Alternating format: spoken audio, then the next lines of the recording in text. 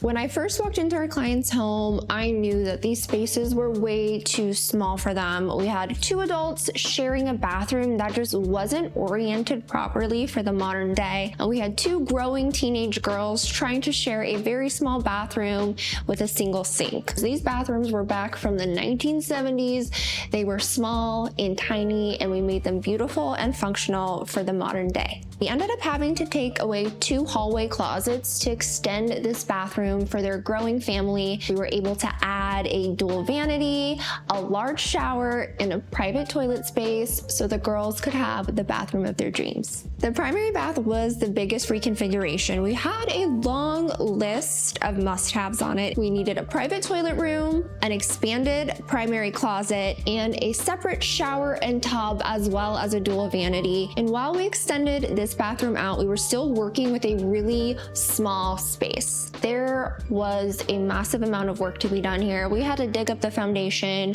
relay the sewer lines, new water lines, and while we were working at this project, we found out that they had a massive roof leak. This project took about 10 weeks to complete. In addition to the bathrooms, we gave our clients a fresh coat of white paint everywhere, and we brought in a beautiful blonde oak flooring that really brightened up the space.